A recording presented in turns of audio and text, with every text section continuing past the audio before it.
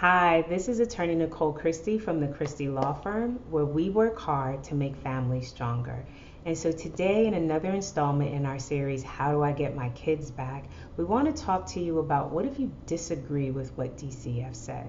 We often get that statement, and I can see how that happens. DCF sees facts one way, and you see facts a different way. So oftentimes, as I said, DCF will describe, a situation, and they'll, try to be persuasive to a judge that this thing is so bad we have to remove the kids. And then yet the facts very differently. Maybe they've left out the good parts. Maybe they've left out how you try to mitigate the issue.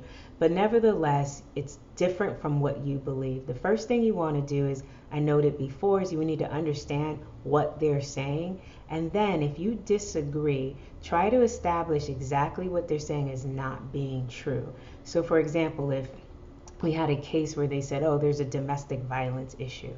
So I asked, well, how many times were the police called? Well, we only had one incident. So how is there a domestic violence issue?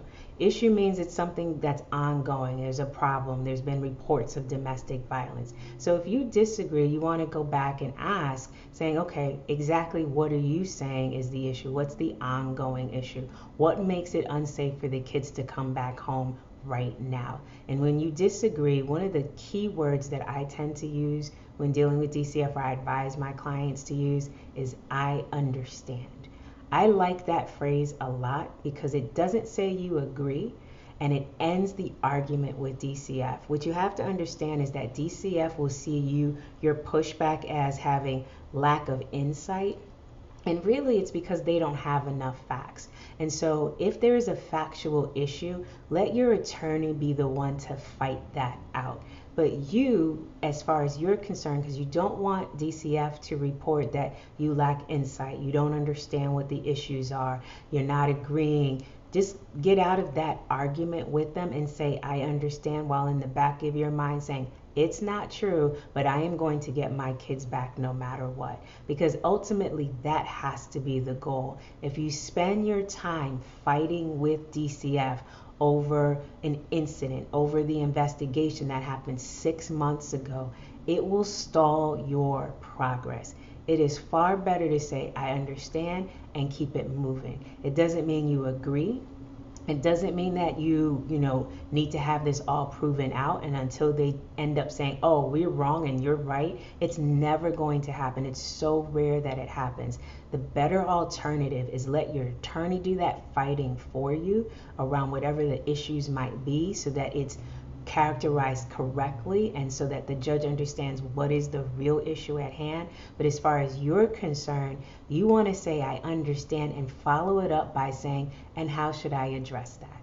Then it moves DCF off of, well, we got to try to convince mom or convince dad of what the issues are, because they'll stay in that fight as well. And then 6 and 7 months later, like, well, reunification is not working out.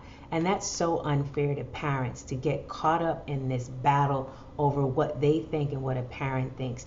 Get out of the battle. Get out of the battle completely, and just say to them, I understand, and how do you think I should address that? What is the service you're recommending? Because they are obligated to refer you to services to address what they think is the issue.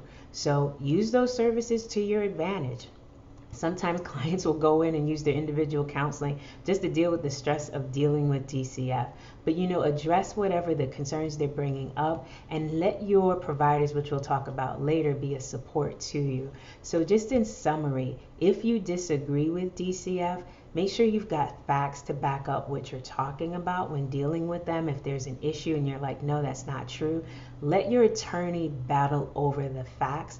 But in the meantime, you say to them, now that we've identified the issue, how are we going to address it? I understand gets you out of the fight, because you don't want to waste time fighting with DCF when your kids are sitting in foster care. They need to come home, and the battle is about getting them home and not necessarily trying to prove DCF wrong.